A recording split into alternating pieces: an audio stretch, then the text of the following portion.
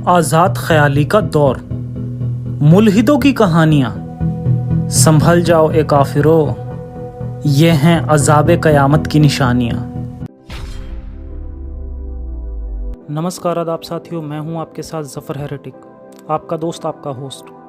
मेरी इस वीडियो को लाइक करें, शेयर करें और मेरे चैनल को सब्सक्राइब करें। साथ ही घंटी के बटन को दबाकर ऑल नोटिफिकेशन ऑप्शन को सिलेक्ट कर लें।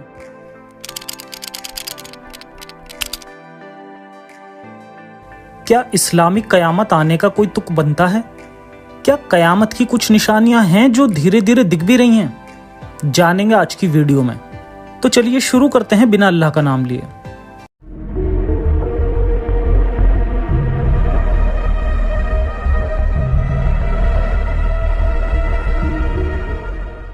कयामत यानी डे ऑफ जजमेंट, जो जमीन पर मौजूद हर इंसान का आखिरी दिन होगा। ये ऐसा दिन होगा जब अल्लाह फाइनली अपने ना होने के बहाने से बाहर निकलकर ऐसे ऐसे कारनामे करेगा जो सिर्फ किस्से और कहानियों में दिखते हैं। मसलन मुर्दों को कब्रों से वापस उठाना और सूरज का पूरब से ना निकलकर पश्चिम से निकलना। कहा जाता है कि इस दिन इंसान का हिसाब किताब किया जाएगा और उसे उसके गुनाहों की सजा मिलेगी, और कौन जन्नती है कौन जहन्नुमी ये डिसाइड किया जाएगा, जो कि एक अंधविश्वास से ज्यादा कुछ नहीं है। कयामत का कॉन्सेप्ट इस्लाम से पहले भी था और फिर मोहम्मद साहब ने भी इसे इस्लाम का हिस्सा बना दिया। और जब भी कोई इनसे कयामत के ताल्लुक से सवाल करता था तो उसे कयामत की निशानियां बताने लगते थे। रसूल अल्लाह की इन्हीं प्रोफेसीज से साबित होता है कि या तो कयामत ऑलरेडी आकर जा भी चुकी है या फिर कयामत का दिन कभी नहीं आने वाला। हदीसों में इसकी बहुत सी निशानियां हैं और आज हम 10 निशानियों के बारे में बात करेंगे। पहले देखेंगे वो निशानियां जिसके अकॉर्डिंग कयामत को अब तक आ जाना चाहिए था, और फिर कुछ इलॉजिकल और अनसाइंटिफिक निशानियां। नबी करीम ने अपनी शहादत की उंगली यानी इंडेक्स फिंगर और बड़ी उंगली के साथ इशारा करते हुए फरमाते थे कि मैं और कयामत इस तरह साथ साथ भेजे गए हैं। ऐसी और भी बहुत सी हदीस हैं जिसमें ये खुद को कयामत के साथ जोड़ रहे हैं कि मतलब इनके आने के बाद अब कयामत बहुत नज़दीक है। मगर 1400 साल बीत चुके हैं और अब तक कयामत नहीं आई। रसूल अल्लाह ने एक दफ़ा ईशा की नमाज पढ़ाई और जब आपने सलाम फेरा तो खड़े हो गए और फरमाया कि तुम्हारी आज की रात वो रात है कि इस रात से 100 साल के आखिर तक कोई शख्स जो ज़मीन पर है बाकी नहीं रहेगा। यानी इन्होंने पूरी इंसानियत के खात्मे की बात कर दी, वो भी सिर्फ 100 सालों में। अब लोग कहेंगे कि ये सिर्फ उस वक्त के मौजूदा लोगों के लिए थी। पहली बात, अगर केवल उस वक्त के जिंदा लोगों के लिए कही थी तो क्यों कही थी? ये तो फिर कोई बच्चा भी कह सकता है कि आज का कोई इंसान आज से 1000 साल तक जिंदा नहीं रहेगा, तो क्या उस बच्चे को नबी मान लिया जाए?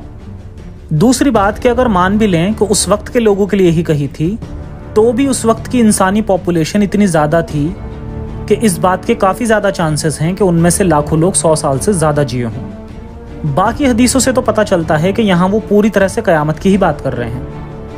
साही मुस्लिम 2952, हज़रत आयशा कहती हैं कि कुछ लोग रसूल के पास आए और आपसे कयामत के ताल्लुक से सवाल करने लगे कि कयामत कब आएगी। आपने इनमें से सबसे कम उम्र के इंसान की तरफ देखकर कहा, अगर ये जिंदा रहा तो ये बूढ़ा नहीं होगा कि तुम पर कयामत की घड़ी आ जाएगी। ये हदीस ऑथेंटिक है, मगर आज उस शख्स को बूढ़ा तो क्या, मरे हुए भी 1400 से ज़्यादा साल हो चुके हैं, मगर कयामत नहीं आई। रसूल ने कहा कि कयामत कायम नहीं होगी यहाँ तक कि कबीले दौस की औरतें अपने कोलों को हिलाते हुए तवाफ करेंगी। ये वो कबीले थे जो रसूल के टाइम पर थे, मगर अब नहीं है, यानी अब ये कयामत आएगी ही नहीं। अब देखते हैं वो हदीस जिससे साबित होता है कि ये बिना किसी लॉजिक के बस जो जी में आ रहा है कह रहे हैं। इब्न माजा 4044, रसूल ने कहा, जब लौंडी यानी सेक्स स्लेव अपने मालिक को पैदा करेगी तब ये कयामत की निशानियों में से है। और जब लोग नंगे पैर नंगे बदन लोगों के सरदार बन जाएंगे तो ये भी इसकी निशानी है। और जब बकरियां चराने वाले आलीशान महलों में रहने लगेंगे।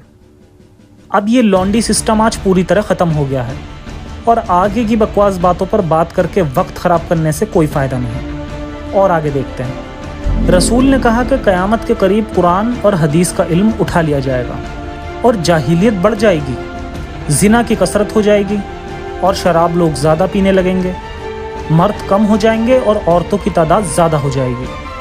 हालत ये हो जाएगी कि 50-50 औरतों को संभालने वाला एक मर्द होगा। पहली बात, आज के वक्त कुरान और हदीस का इल्म लोगों के पास सबसे ज़्यादा है। पुराने वक्त में अलग अलग स्कॉलर आपस में काफ़ी लड़ते थे, क्योंकि कुछ के पास कोई हदीस पहुँचती थी तो कुछ के पास कोई सी। कुरान के साथ साथ इतनी सारी हदीसों को याद करना भी मुश्किल था।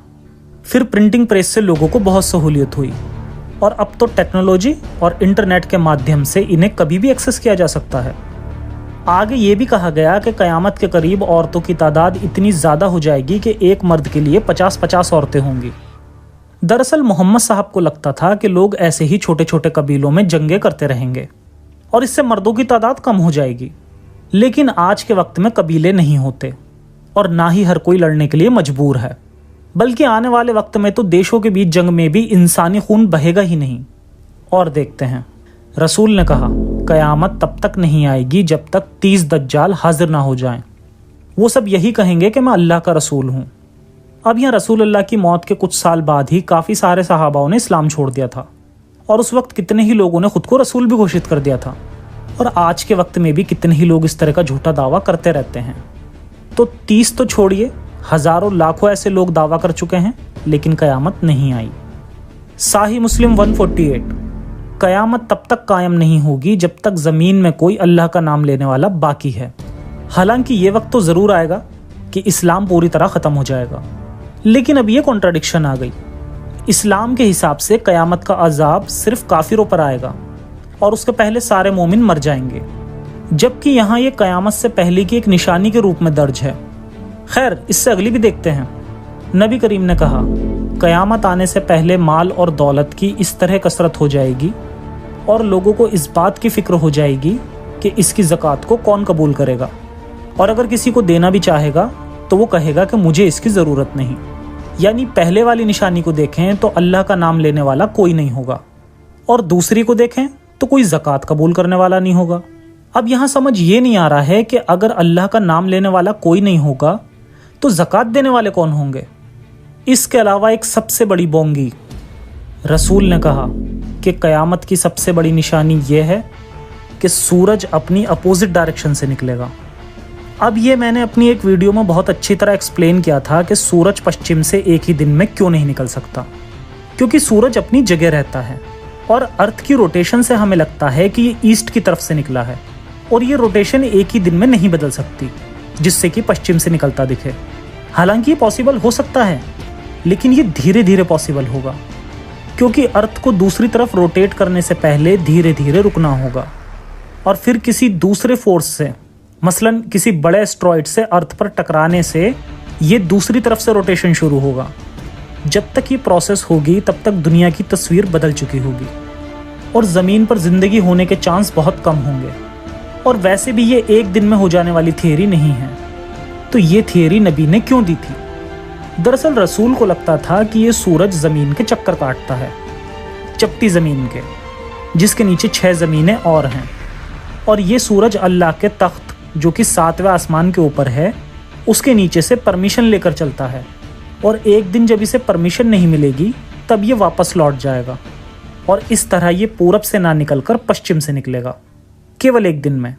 तो ये थी पूरी सच्चाई नबी के आधे ज्ञान की।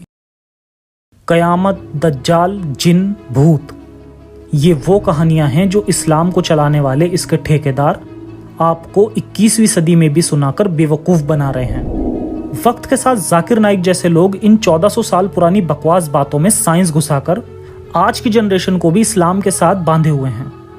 हालांकि दौर बदल रहा है, इंटरनेट और टेक्नोलॉजी के युग में लोगों की आंखें खुलने लगी हैं, और अब अगली हर एक पीढ़ी के साथ साथ इस्लाम ख़त्म होता जाएगा, और बीते वक्त के साथ साथ आज़ाद ख्याल लोगों का ही दौर बाकी रहेगा, फितने का नहीं। तो आज के एपिसोड में इतना ही, फिर मिलेंगे एक और एपिसोड में एक नए टॉपिक के साथ। तब तक के लिए सुरक्षित रहें और अपना और अपनों का ख्याल रखें। जय हिंद, जय इंसानियत, साइंस हाफिज़।